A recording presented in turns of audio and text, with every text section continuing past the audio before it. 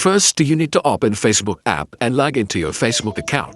Here, click on the three lines button at the upper right corner. Scroll down and go to Settings and Privacy. Click on Settings. Scroll down again. And here under the Audience and Visibility, click on How People Find and Contact You. Click on Who Can Send You a Friend Request.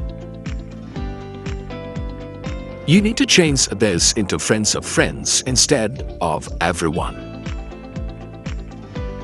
Once done, just go back and under the Audience and Visibility again, click on Followers and Public Content.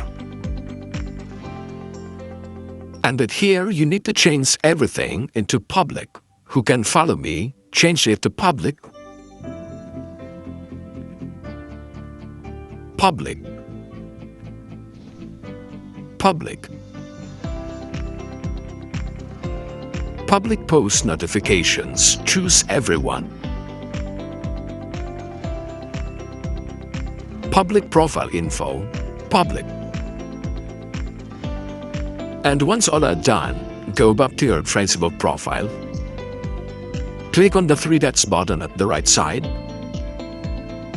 And click on View As to see what other people see when they visit your profile.